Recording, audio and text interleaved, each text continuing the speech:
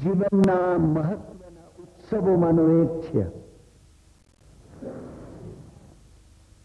અને જ્યારે વૃત્તિરૂપી કન્યા તપ કરે છે ત્યારે ચૈતન્ય રૂપી સ્વામીને મેળવે છે. આપણે સર્વે આ મંગળ તીર્થની અંદર છીએ. એનો પરમ તત્વાર્થ પરમાત્મા સાથે લગ્ન કરવા આવે છે. ભવાંતરની અંદર પરમાત્મા સાથેનું લગ્ન એ જ જીવને મોક્ષ માટે, નિર્વાણ માટે, પરમ ગતિને પ્રાપ્ત કરવા માટે એકમાત્ર ઉપાય છે. સમગ્ર જગતની અંદર પુરુષ કોઈ હોય તો એક જ છે અને પરમાત્મા છે. મને મીરાનો પ્રસંગ યાદ આવે છે. વૃંદાવનમાં મીરા જયારે યાત્રા માટે આવ્યા, ભગવાન તેના હૃદયમાં હતા. સ્વામી રૂપે જીવ માત્ર ભગવાનને સ્વીકારવા જોઈએ. એ પરમ સત્ય ભક્તો યુગે યુગે પ્રકાશ્યું છે. માત્ર ચૈતન્ય મહાપ્રભુની અને મીરાની ભક્તિ આ સૂચિઓ નથી. આનંદ અને નામદેવે પણ એ જ કહ્યું છે, કુશલ જિનેશ્વર પ્રીતમ કો કંઠ. સિવાય મારે કોઈ પતિ નથી. બીજા કોઈ સ્વામીની હું ઈચ્છા કરું નહીં. રીજો સંગન પરિહરે સ્વામી છે. આપણે બદ્રીનારાયણ સાથે લગ્ન કરવા એટલે આવે. આ સ્વામી એક વાર સ્વીકાર કરે છે અને કરે છે. આપણે પણ કરીએ. સંસારમાં સ્વામી હા પણ પાડે, ના પણ પાડે. પરમાત્મા સ્વામીએ ક્યારે પણ જીવે જો ભક્તિ ભાવે પૂર્ણ સમર્પણ કર્યું છે તો ક્યારે પણ ના પાડી નથી. એટલે આ સ્વામી આપણને સ્વીકારવા તત્પર છે. શાસ્ત્રની પરિભાષામાં જોઈએ એ રાહ જુએ છે. આપણે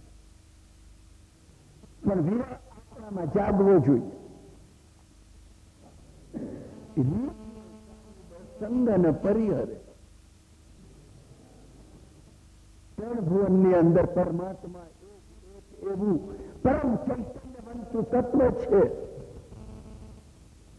જે એક વખત આપણે એમની સન્મુખ થઈ શકીએ તો ભણતરમાં ક્યારે પણ આપણો સંગ માંગે સાદી અનંત અને પોતામાં મેળવ્યા વગર, પોતાના આલિંગનમાં સમાવી દીધા વગર, તત્વજ્ઞાનની ભાષામાં પોતાની તુલ્ય બનાવ્યા વગર ક્યારે પણ રહેશે નહીં. સ્પર્શ કરે લોખંડ સુવર્ણ થઈ જાય છે.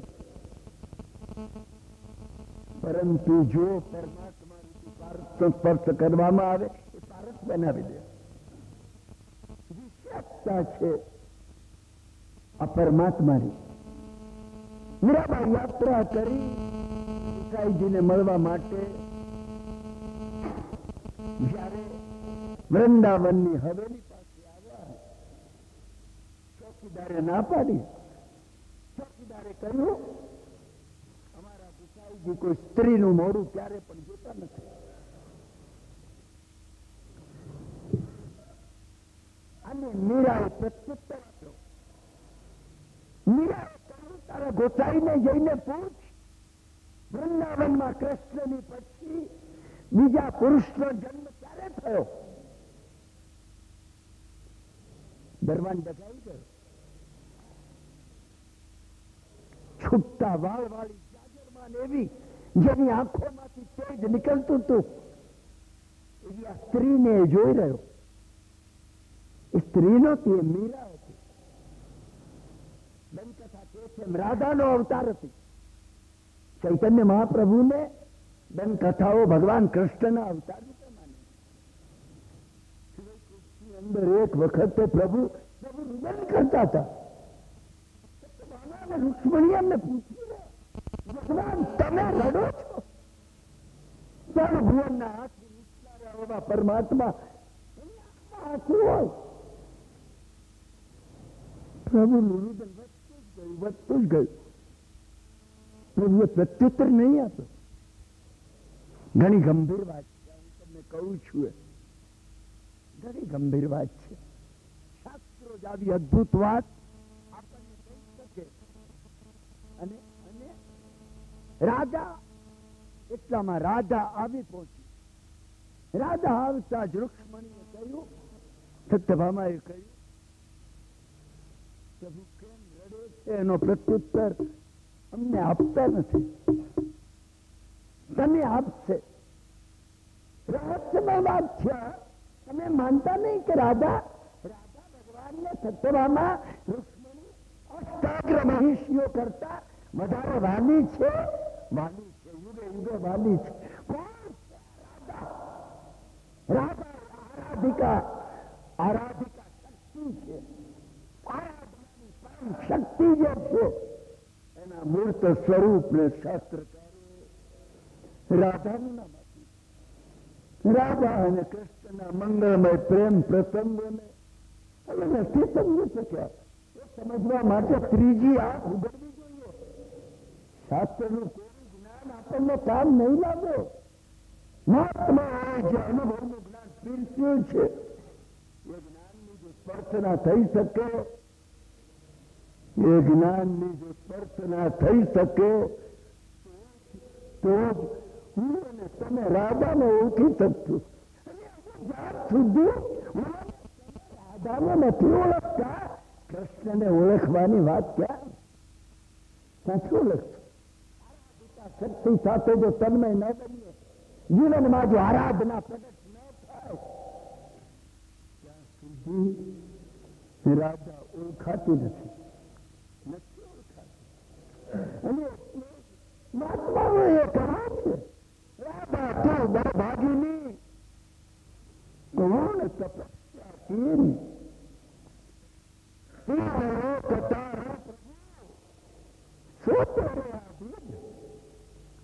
મહાત્મા રાધાને કહ્યું છે કે રાધા તારું મહાભાગ્ય છે. કઈ તપસ્યા કરી કે જેને સર્વલોકના તારણહાર એવા પરમાત્મા અને રાધાએ એનો પ્રત્યુત્તર આપે છે. રાધાએ એનો પ્રત્યુત્તર આપે છે. મારે ને તમારે એ પ્રત્યુત્તર પચાવવાનો છે. હિત સર્વસ્વ કો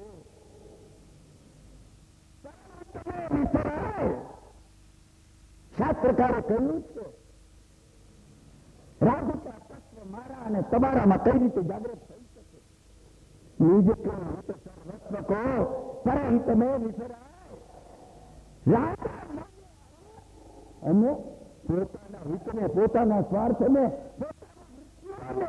જગતના હિતમાં જો અમે સમાવી શકીએ. રાધાએ પરમાત્માને એ રીતે પોતાના કરી દીધા. અને હર કોઈ જીવ રાધાની જેમ પરમાત્માને પોતાનું કરી શકે. પોતાના સ્વાર્થને જગતના સર્વ જીવોના પરમાર્થમાં જો વિસ્તારી દે, વિસર્જન કરી દે, સામાન્ય વાત છે, બિલકુલ સામાન્ય વાત છે. જીવનમાં મેં અને તમે પોતાનો જ વિચાર કર્યો છે. અનાદિકાળનો ભોગવણ એને લીધે બન્યું છે. કર્મની ગાંઠ એને લીધે થઈ છે. આપણે જીવનમાં કેન્દ્રમાં પોતાને રાખી કહે છે શાસ્ત્રકારો એક મહત્વની વસ્તુ કહી છે. આજે આ લગ્નના ઉત્સવ પ્રસંગે જ્યારે પરમાત્માને પરણવા માટે કરવા માટે આપણે આવ્યા છીએ. અને તમે એ માટે અહીંયા આવ્યા છીએ. મુંબઈમાં નીકળતા પહેલા આપણે કંકોત્રી કાઢી એ માટે તો અને સર્વને આપણે આમંત્રણ આપ્યું હતું. સર્વે આ લગ્નમાં પધાર્યા છે એમ તમે સમજો. સમગ્ર સૃષ્ટિના સર્વ સત્તત્વોના આશીર્વાદ આ મંગળ લગ્ન ઉપર વરસી રહ્યા છે. પોતાના હૈયામાં પરમાત્માને એ રીતે પતિ તરીકે સ્વીકારી લે. ચક્રવર્તીઓ માટે કહેવાતું જયારે રાજકન્યા સાથે લગ્ન કરવાનું હોય, જે માત્ર રાજકન્યા છે.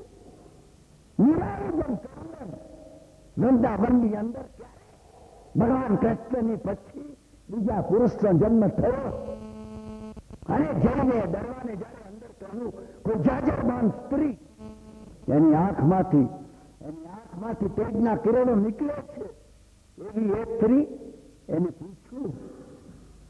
પૂછ્યું તારા ગોચાઈને જઈને પૂછ ભગવાન કૃષ્ણના જન્મની પછી વૃંદાવનમાં બીજા પુરુષનો જન્મ ક્યારે થયો. અને ગોચાઈ ઉભા થઈ ગયા. અરે ગોચાઈ ગયા હતા, ધર્મપુરુષ હતા, આવવાની વાત નથી. થઈ ગયા અને બહાર આવ્યા અને મીરાના પગમાં એમને માથું મૂકી દીધું. માં એ મારી આંખ ઉગાડી દીધી.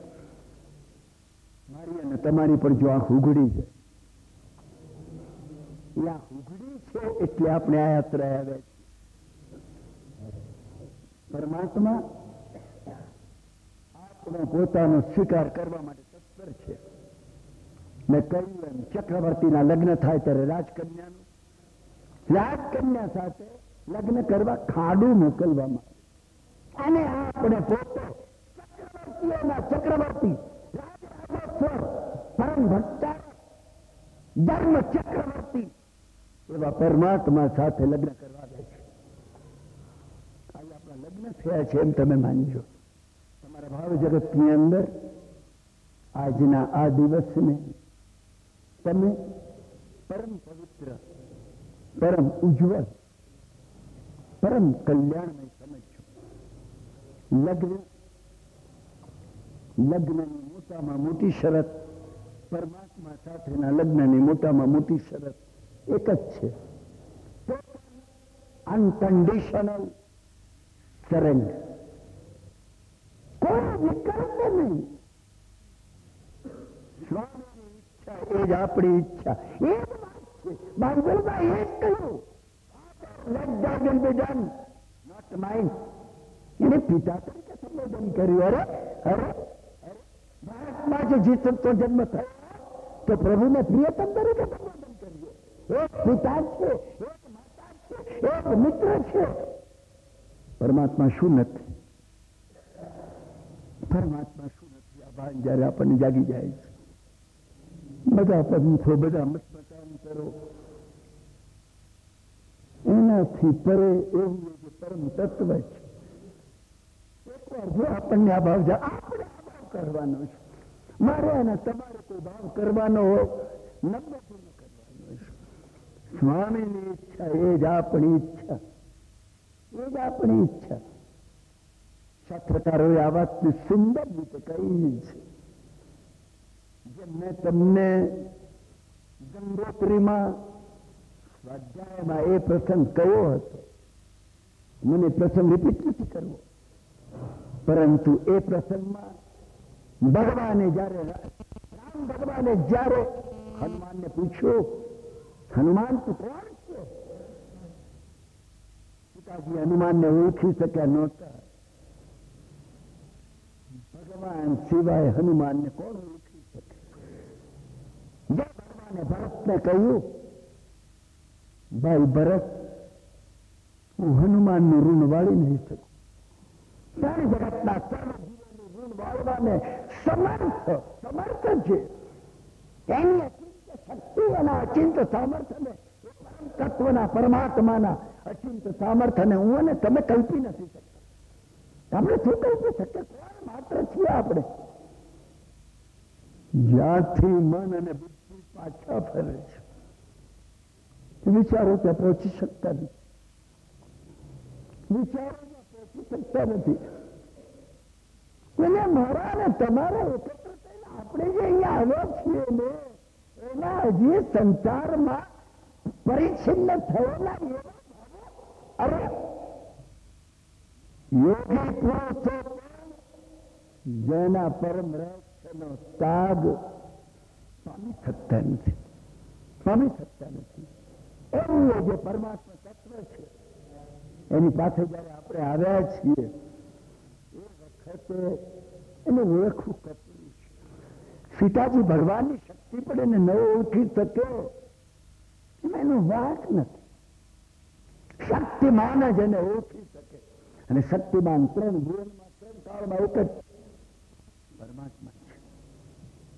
પ્રભુએ એ માટે પરિચય કરાવવા કોને? અયોધ્યાના નગરજનો એકત્ર થયા હતા એમને? સીતાજીને? ના ના, મને અને તમને પરિચય કરાવવા. મને અને તમને પરિચય કરાવવા માટે ભગવાને હનુમાનને પૂછ્યું, હનુમાન તું કોણ છે? અયોધ્યાની સભામાં આશ્ચર્ય થઈ ગયું. પ્રભુ હનુમાનને પૂછે છે, હનુમાન તું કોણ છે? પ્રભુ તો જાણતા નથી. પ્રભુ બધું જાણે. સર્વકામ જે જાણે છે એ પ્રભુ છે. એને આપણને જણાવરાવ્યું હતું. અને હનુમાને જે પ્રત્યુત્તર આપ્યો છે શાસ્ત્રનું ઘણું ઊંડું રહસ્યમાં રહેલું છે. કદાચ આજે આપણા સર્વના આ મંગળમય લગ્ન પ્રસંગે એ રહસ્ય આપણને કામ ન હશે. હનુમાને કહ્યું, ભગવાન દેહ દ્રષ્ટવા ઉદાસોહમ, તમે જો આ દેહની દ્રષ્ટિથી મને પૂછતા હો, હું તમારા ચાકરના ચાકરનો પણ ચાકર છું. ચાકરના ચાકરનો ચાકર હજી આપણું કોઈ સ્થાન નથી. ભગવાન ચાકરો તો સંતો ને મહાત્માઓ છે. આપણે તો કોણ માત્ર છીએ? દેહ દ્રષ્ટવા ઉદાસો. અત્યારે આપણી પોતાની પહેલી સ્થિતિ છે. પરમાત્મા સાથે લગ્ન કરનાર સર્વ કોઈ દાસોહમ નો મંત્ર જપ. દાસોહમ પછી સોહમ નો મંત્ર આવે. મારે જેમાં બુદ્ધિમાં 2-3-4 ચોપડા વાંચીને સોહમ સોહમ કરું, અરે દાસોહમ પરિણત ન અણુમાં જ્યાં સુધી હું પરમાત્માના દાસનો દાસ છું. અરે સ્વીકાર કર્યો છે. ભગવાને આપણો સ્વીકાર કર્યો છે. આ ભાવ જ્યાં સુધી સ્પષ્ટ ન થાય, જ્યાં સુધી આપણા અંતરમાં પ્રજ્વલિત ન થાય, આ ભાવ જ્યાં સુધી અંતરમાં પ્રકાશ ન પાથરે ત્યાં સુધી આપણે અહીંયા લગ્ન પ્રસંગે આવેલા સોહમ માટે યોગ્ય નથી. સોહમ જેને ભક્તિ યોગમાં દાસોહમને પહોંચાડ્યો છે, દાસોહમના પાચનમાંથી જે અનાજ અને ભોજન આપણે આહારમાં લઈએ છીએ એના પરિપૂર્ણ પાચનમાંથી ઓજસ પ્રગટે છે, વીર્ય પ્રગટે છે. દાસોહમના ભોજનમાંથી સોહમનું વીર્ય પ્રગટે, સોહમનું એક ઓજસ પ્રગટે છે. એ બીજું લેવલ છે. પહેલું લેવલ દાસોહમ છે. દેહ દ્રષ્ટવા ઉદાસોહમ. હું અને તમે આ ભક્તિના ભાવમાં રહીએ. હું અને તમે સમર્પિત થઈ જઈએ. Unconditional surrender. મારા અને તમારામાં નમો નમો નમો નમો નમો નમો નમો. મારું અને તમારું મન સુલટા અને નમ બની જાય. મન જયારે ઉલટાય છે ત્યારે મન બને છે. હું પણ કઈ છું, હું કિરણભાઈ છું, હું કિરણભાઈ છું આવી બન્યો. જયારે મન સુલટાઈ જશે પરમાત્મા હું કઈ નથી. પરમાત્મા તું છે, માત્ર તું છે. આ ભાવ જયારે જાગશે ત્યારે દાસોહમ દાસોહમ આ આપણામાં પચ્યો છે. મૃત્યુરૂપી કન્યાનું હું એનું વર્ણન તમને કરું છું. મૃત્યુરૂપી કન્યા પાસે સબ હું અને તમે કઈ રીતે કરાવી શકીએ. ત્યારે આપણને બીજું લેવલ પ્રાપ્ત થાય. કયું બીજું લેવલ? જીવ અંશક. હનુમાને કહ્યું ભગવાન દેહ દ્રષ્ટવાત ઉદાસોહમ, દેહની દ્રષ્ટિથી હું તમારો દાસ છું. જીવ દ્રષ્ટવાત અંશક. પરંતુ તમે જો મારી પાત્રતા જુઓ, કદાચ મારી પાત્રતા વિકસે, તમારો સ્વીકાર છે વિકસશે. તમે મને એક્સેપ્ટ કરો, મારી પાત્રતા વિકસે. પાત્રતા છે તો તમે એક્સેપ્ટ કરો, નહીં તો તમે મને એક્સેપ્ટ ન કરો. જો મારી પાત્રતા વિકસે તો જ્ઞાન યોગનું એ ભાન, જ્ઞાન યોગના એ અગ્નિકણ, જ્ઞાન યોગનો એ પ્રકાશ મારામાં જાગે. સોહમ જીવ દ્રષ્ટવાત અંશક. હું પણ તારો જ અંશ છું. પરમાત્મા તમે મહાસાગર છો, હું જન્મ બિંદુ છું, તમારો અંશ છો. મને ગૌરવ છે એમાં, મને ગૌરવ છે. વિકૃતો રહો, જન્મ બિંદુ જો વિકૃતું રહે સુકાઈ જાય. પણ જો તમારી જોડે મળી જાય, તમારામાં થઈ જાય, લગ્ન અર્પણતાથી શરૂ થાય છે. મહત્વની વાત આપણે માટે લગ્નની છે. અર્પણતા થઈ જાય, આપણે અક્ષય બની જાય. આપણે અક્ષય બનવા માટે આવ્યા છીએ. અક્ષય બનવું એ જીવનની મહાયાત્રાનો એકમાત્ર હેતુ છે. અને એ જીવનની મહાયાત્રાને લક્ષ્યમાં રાખીને જ આપણે આ બધી યાત્રાઓ કરીએ છીએ. આ બધી યાત્રાઓ તો એનો ભાગ છે. ખરી કોઈ યાત્રા હો તો જીવનની મોક્ષની, પરમ તત્વની પ્રાપ્તિની, એના પ્રાગટ્યની એ મહાયાત્રા જે કહી શબ્દ ભિન્ન એમાં તમે મૂંઝાશો નહીં. તમે શબ્દની પાછળ રહેલા અર્થની પાછળ રહેલા તત્વાર્થની સ્પર્શના કરવા પ્રયત્ન કરજો. અને જયારે એ સ્પર્શી છે, માર છે, મારવાનો તમારે ભાન છે. તમે હમણાં મંત્ર પ્રત્યે કૃપા કરીને જતો નહીં. સ્વામીની સાચી સ્પર્શના જો થશો, હું અને ભગવાનને ભરીને જઈશું તો આવ્યા વગર રહેશે નહીં. પોતાની તુલ્ય બનાવ્યા વગર રહેશે નહીં. સ્વામી જયારે ભેટે છે, આલિંગનમાં લે છે, પોતાની તુલ્ય બનાવી દે છે. એને આ ખપતું નથી કે આપણે કાગળમાં નીચે આવીએ, ન ખપે. એ એનું કામ છે, આપણું નથી. આપણે મહાપ્રભુએ જેમ કહ્યું એના ચરણની રબ છીએ. હે પરમાત્મા, તમે ઈચ્છા કરો મને હૃદય સરસો ચાપો ના, અને તમને જો ઠીક લાગે તો તમારા પગ નીચે કૂતરાઓ નાખો. Father let the will be done and not mine. ઈસુએ પણ આ જ કહ્યું છે. ઘણે પણ આ જ કહ્યું છે. પરમ માર્ગની સહેજ પણ ઝાંખી જેને થઈ હોય એને બીજું કઈ કહેવાનું રહેતું નથી. પોતાની જે ત્રીજી અવસ્થા કઈ એ આપણે માટે, લગ્ન પ્રસંગે આવેલા આપણે માટે, આપણે ઘણા એ ઘણી ઊંચી છે. ખનવાને કહ્યું આપણે પૂરો કરી દઈએ.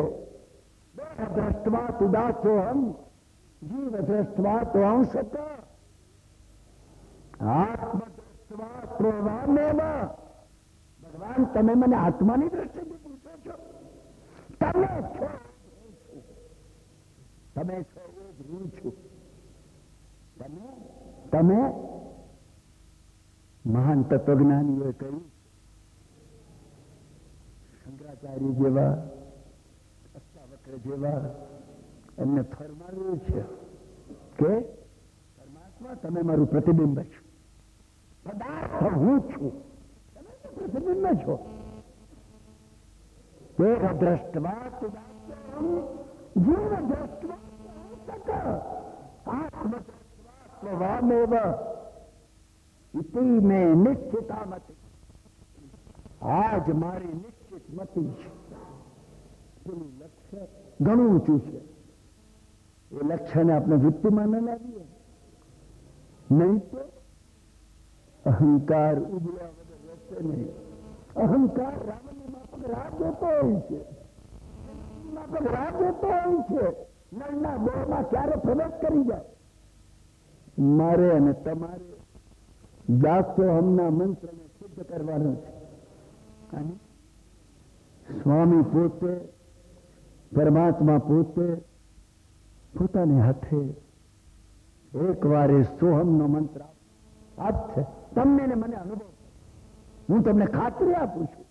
લગ્નના ભાવથી અહીંયા આવેલા ભગવાન સાથે લગ્ન કરવું છે એ માટે નીકળેલા એવા તમે સર્વે એ વાતની ખાતરી રાખજો.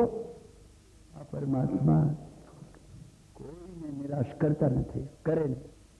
એની સન્મુખ થનારને જે પોતાની પાસે ખેંચી લે છે કે વાહ ભગવાન, મને અને તમને સોહમનો મંત્ર આપ્યા વગર રહેશે નહીં. પરમ ગુરુ તત્વ પણ એ જ છે. અને એની પાસેથી જયારે સોહમનો મંત્ર પ્રાપ્ત થાય છે, સિદ્ધ થઈ જશે, તમને અનુભવ થઈ જશે. એ છે હું છું. યોગીઓ જયારે ધારણામાંથી ધ્યાનમાંથી સમાધિમાં પહોંચે છે, પરમાત્મા એમને એ મંત્ર આપ્યો અને સોહમનો મંત્ર જેને સિદ્ધ થાય છે, સોહમનો મંત્ર સિદ્ધ થાય છે, દાસોહમમાંથી સોહમમાંથી એ અરહમ બને. હું જ છું, માત્ર હું જ છું. એ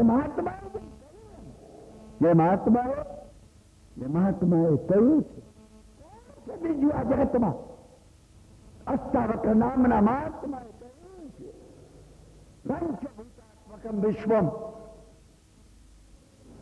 અષ્ટાવક્ર ગીતાનું મંગલાચરણ કરતા કહેવામાં આવ્યું છે. આ મંગલાચરણ છે. કોને નમસ્કાર કરવું? આપણે પૂજ્ય પુરુષોને નમસ્કાર કરીએ છીએ, માતા પિતાને કરીએ છીએ, ભગવાનને કરીએ છીએ, સદગુરુને કરીએ છીએ. આપણે એને પાત્ર છીએ. આપણું લેવલ એટલા છે. લેવલ બદલાવવું જોઈએ.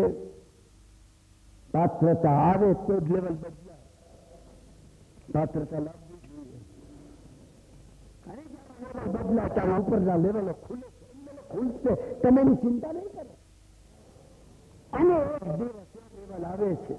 હા, મહાત્મા ચૈતન્યની કઈ અનુભૂતિમાંથી એમનું આ નીકળ્યો છે. પંચભૂતાત્મકમ વિશ્વમ સન્નિભમ. ભરેલું આ સમગ્ર વિશ્વ મૃગજળ સમાન છે. એનો અનુભવ મારી અને તમારી જેમ કલ્પના નથી. મારી અને તમારી જેમ સાંભળેલું વાંચ્યું ના. અનુભવમાંથી પ્રગટેલું હતું. બનેલું આ સમગ્ર વિશ્વ મૃગજળ સમાન છે. નજીક જાઓ કઈ નહીં લાગે. અને મહાત્મા કે છે મંગલાચરણ કરતા કક્ષા નમસ્કુર્યામ મેકો નિરંજન એવો હું એકલો હું. કોને નમસ્કાર કરવો? અહીંયા કોને નમસ્કાર કરવું? તમે વિચાર કરજો. એને સમગ્ર વિશ્વના આ પૃથ્વીને જઈને આ વનસ્પતિને અરે પશુઓ અને પંખીઓને બધાને પોતામાં સમાવી દીધા. આરાધના પછી પ્રગટતી રાધિકાના કૃપા પ્રાપ્ત થતી એવી અનુભવની કઈ સ્થિતિ છે એની આપણને ઝાંખી થાય છે. આપણે ઉપયોગી નથી અત્યારે. છતાં સ્વભાવમાં હું તમને એ માટે કહું છું, પરમ તત્વની અનુભૂતિને માર્ગે નીકળેલા એવા સર્વ કોઈ એને સ્પર્શ ના થાય. એ કઈ સ્ટેશન ન કરી બેસે. થોડીક ભક્તિ આવતા કે થોડું જ્ઞાન આવતા આપણે પોતે રોકાઈને જઈએ તો ઘણું આવી ગયું. અત્યારે આપણે માટે દાસોહમનો જ આ મહામંત્ર ઉપયોગી છે. એ પરમાત્માને ચરણે આપણે આપણા બધા ભાવોનું સમર્પણ કરી દઈએ. ઘરે લઈ જઈએ, ઘરે લઈ જઈએ, હૃદયમાં ઘરે લઈ જવાના છે. આધ્યાત્મિક અવસ્થામાં એ હોય છે. વર્ણની જે લૌકિક અવસ્થાની અંદર લૌકિક અવસ્થામાં વધુ આવી રોકાઈ જવું ને તમે રોકાઈ જઈએ. લોકોત્તર અવસ્થામાં પ્રભુને આપણે લઈ જઈએ છીએ. હું અને તમે આજથી સંકલ્પ કરીએ, કઈ કાર્ય કરતા પહેલા, કોઈ વિચાર કરતા પહેલા, ક્યાંય કોઈ નિર્ણય કરતા પહેલા સ્વામીની આજ્ઞા લઈએ એને પૂછી, તમે સંમત છો? તમે આમાં સંમત છો? મારાથી કે અયોગ્ય વર્તન તો થતું નથી. તમે પૂછતા રહેજો. 100 દિવસ નહીં થયા હો અને જો તમે બદલાયા ન હો, બનશે નહીં. હું તમને અનેકના અનુભવની આ વાત કહું છું, પરંતુ એ માટે ચાવી તમારે લગાડવી પડે. આધ્યાત્મનો માર્ગ દરેકનો પોતાનો પોતાનો પોતા વડે પોતામાં પોતાથી પોતાપણાને પ્રાપ્ત કરવાનું છે, પ્રગટ કરવાનું. પરમાત્મા બહાર છે, અંદર પણ છે. ગિરનારના એક મહાત્માએ મને કહ્યું હતું એમ, તમે જો બહાર માનો તો માત્ર બહાર જ છે. ભક્તિ વડે તમે બહારથી અંદર લઈ અને અંદર જો માનો તો અંદર. એ આવી મારા અને તમારા હૃદયના સિંહાસને બિરાજી જશે. લગ્નના ઉત્સવમાં મારે અને તમારે કઈ જડ કરવાની વાત હોય તો આ છે. એ નાથ છે. સત્યકાર નાથની વ્યાખ્યા આપી. મોક્ષના માર્ગે જવા માટે, સર્વ કર્મનો ક્ષય કરવા માટે જે સાધનો જોઈએ એમાંથી જે મળ્યા હોય એની રક્ષા કરો, અને ન મળ્યા હોય મેળવ્યા. તમે વિશ્વાસ રાખો, સાચા અર્થમાં નાથ છે. અને એટલે જ મહાત્મા એમની સ્થિતિ કરતા કહ્યું છે, સોમનાથ દુઃખી જનવત્સલ હે શરણ્ય. તમે જ મારા નાથ છો. આ જગતમાં મારો નાથ બીજો કોઈ નથી, બીજું કોઈ નથી. અન્યથા શરણમ નાસ્તિ. અન્યથા શરણમ નાસ્તિ એટલે મને કોઈ શરણ આપતું નથી એમ? ના ના ના ના. આ શરણ ભુવનમાં હું જોઉં છું, મારે શરણ લેવા લાયક કોઈ છે નહીં. કોનું લો? રાજા મહારાજાઓ, ચક્રવર્તીઓ, કાળનો કોળિયો બની અને ચાલી જશે. કોનું લો? અન્યથા શરણમ નાસ્તિ. એમ અહીંયાથી શરણ લેવા યોગ્ય હોય તો તમે છો. કેવા છો તમે? નાથ છો. સોમનાથ દુઃખી જન વત્સલ. દુઃખી જનો ઉપર પરમ વાત્સલ્ય છે. પરમ દુઃખી છીએ. હજુ સુધી કોઈ સ્વામી અનાદિકાળમાં ભવ ભ્રમણ કરતા અમને મળ્યો નથી મળ્યો. આજે તમારો સ્વામી તરીકે સ્વીકાર કરીએ છીએ. અમે અમારો માર્ગ શોધી શકતા નથી. અમે અમારા પોતાના જીવનની શુદ્ધિ કરવાના સંકલ્પોને જડ બનાવી શકતા નથી. કોઈ નાથ હો, અમારે આજ્ઞા સ્વીકારવાની. આના એ ધમ્મો. સ્વામીની આજ્ઞા શું છે? બસ બીજું વિચાર નહીં કરવાનું. એને કહ્યું ને, કહીએ કે બરાબર છે. ભગવાન એટલે અમે દુઃખી છીએ. તમે દુઃખીના વત્સલ છો. સોમનાથ દુઃખી જન વત્સલ હે શરણ્ય. શરણ લેવા યોગ્ય 3 ભુવનમાં 3 કાળમાં તમે જ છો. સારણ્ય પુણ્ય વસુતે વસનામ વરણ્યમ વત્યાનતો નહીં મયો દવામ વિદાય મુખાંકુરો જણ તત્પરતામ વિદે. અમારી પોતાની અંદર દુઃખના જે અંકુરા ઉગે, પરમાત્મા જેવા સ્વામી પ્રાપ્ત થયા પછી કોઈ દુઃખના અંકુરાનો વિચાર આપણે કરવાનો. આપણે તો આજે પરમ હર્ષને પ્રાપ્ત કરવાનો છે. એ પરમ હર્ષ સારો ભવન આપણે એની રાહ જોઈએ છીએ. રાહ જોઈએ છીએ. હૃદયના અંતઃપુરમાં સ્વામી પધારે.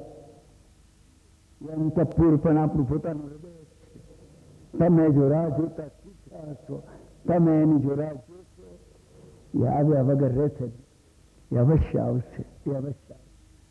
બહેનો કોઈ એકાદ લગ્નનું ગીત ગાય મજબૂત કરી દે.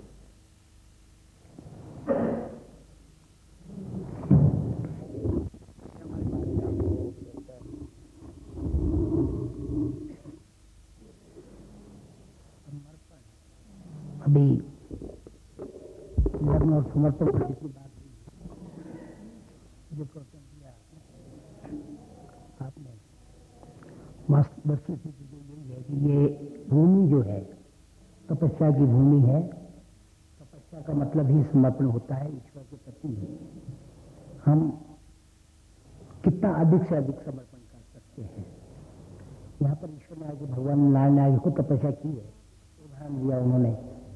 वो आए यहाँ पर तपस्या करने, आए थे किसी और मतलब से, तपस्या करने बैठ गए. बहुत अच्छी लगी उनको. लक्ष्मी जी घूमने के लिए आई, देखी कि बात क्या है, भगवान अभी तक आए नहीं है, तो ढूंढना चाहिए.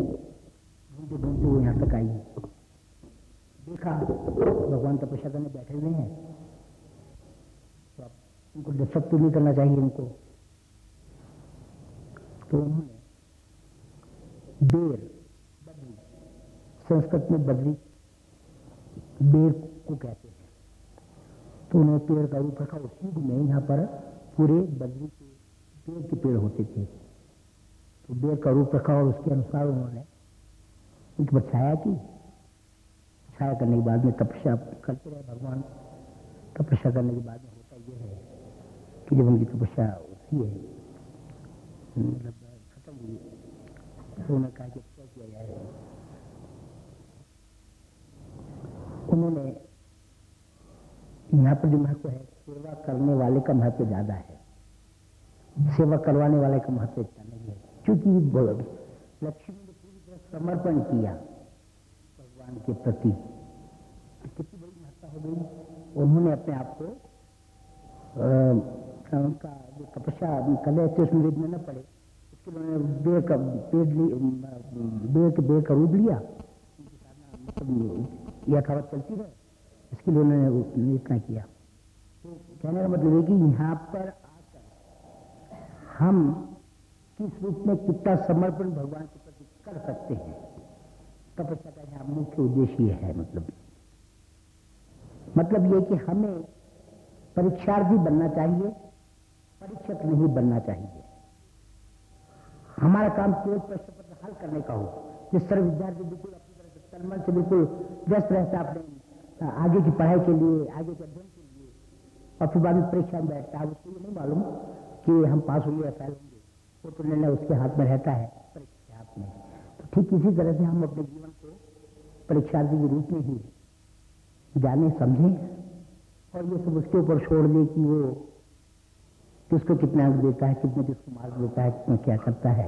बाकी पूरी तरह समर्पित होना है किसी के प्रति. जैसे लग्न का आपने बतलाया, एक निमित्त होता है लग्न, किसी का किसी के प्रति समर्पण.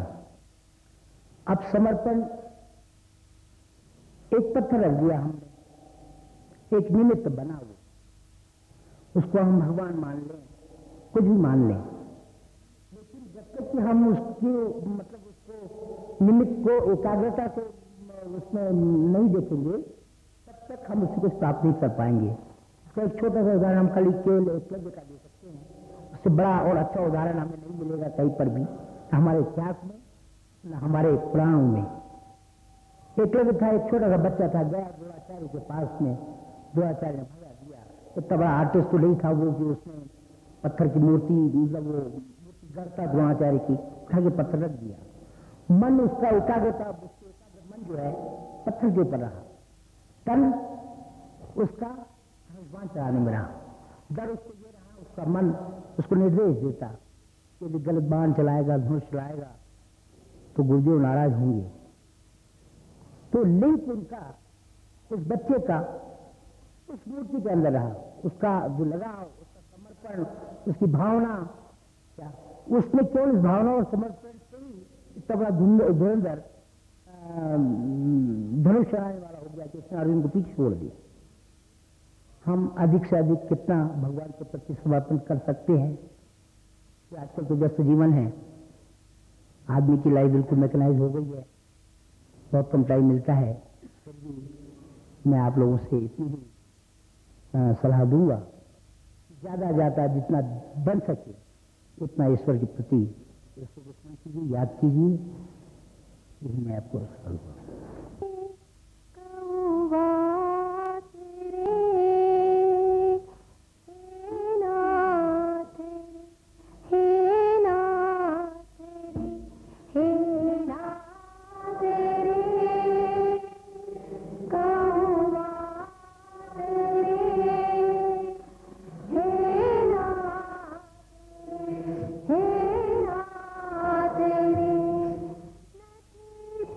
तेरे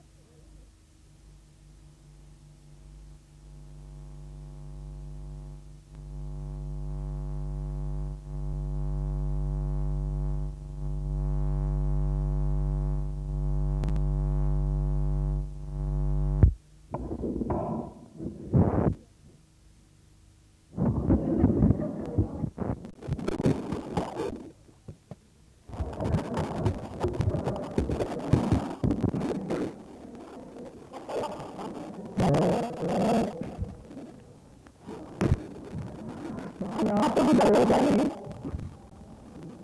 साया तो बड़े बड़े तुझसे बड़े को तुम जिसके सिर पे हाथ दे वो सबसे बड़ा हो। तुम जिसके सिर पे हाथ दे वो सबसे बड़ा हो। मेरा करो मेरा करो मेरा करो मेरा वर में न करो। आज जिए कल मर जाए मेरा कहो वर में नहीं करो।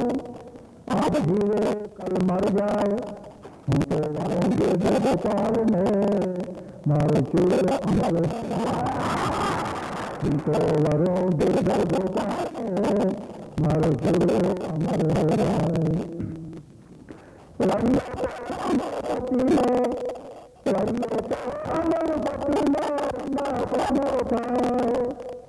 रंगा पाती रंग के पानी जाने जाए जाओ पाती पान विधवा थाओ उले माती चले जाओ पाती पान विधवा थाओ।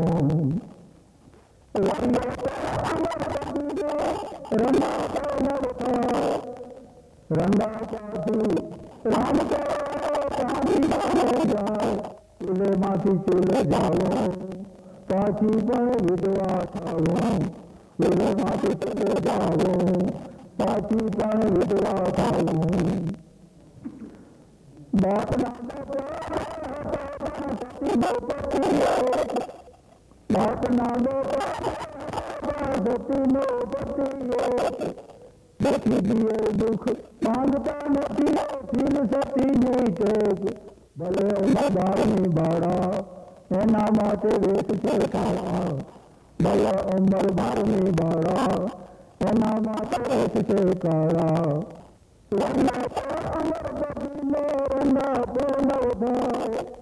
रंडा पाती राम काजी जाने जाओ तुले माथे चले जाओ पाची पर विधवा थाओ। राम रमापति नाथ सीताना अहलहार राम रमापति नाथ सीताना अहलहार पार की नारी प्रेम की तारी करुणा ना करनार दशानन वंश में तारी लैया आए सीतवा नारी दशानन वंश में तारी लैया आए सीतवा नारी।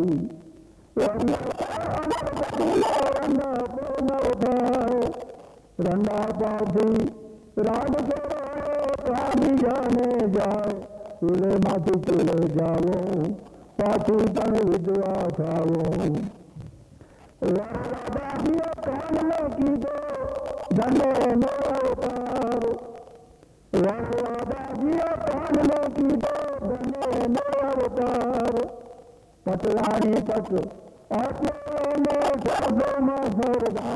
पति जना देव मोरारी राधिका नारी पति जना देव मोरारी सुहागो राधिका नारी।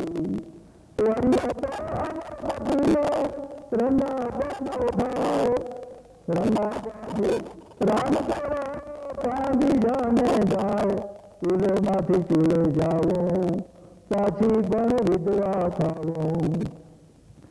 धन्य देखी वो नाम तुम्हारो धन्य तुम्हारी चोट धन्य देखी वो नाम तुम्हारो धन्य तुम्हारी चोट।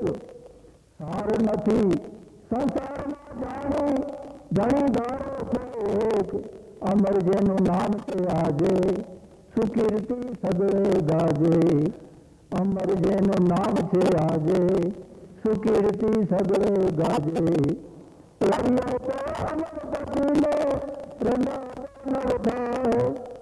रंगा पाती राम करो काजी जाने जाओ चूल्हे माथी चूल्हे जाओ पाछी पण विधवा थाओ। मोर बंदानो केसरती की थाओ मोर बंदानो केसरती की थाओ।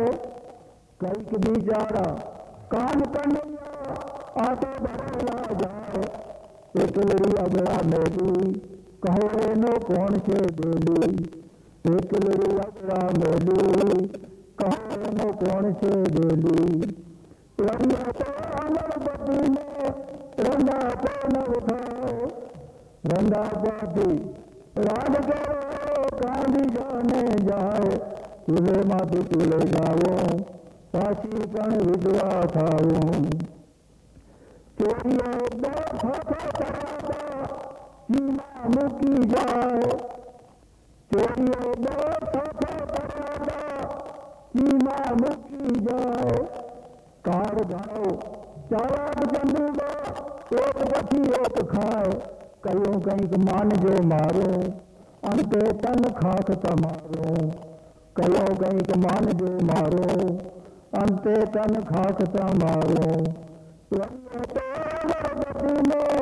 रंगा को न उठाओ रंगा पाती राम के कांदी जाने जाओ चूल्हे माथे चूल्हे जाओ पाछी पण विधवा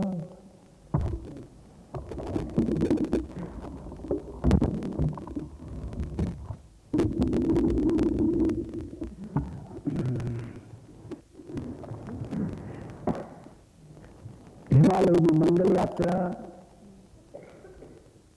આપણે સર્વે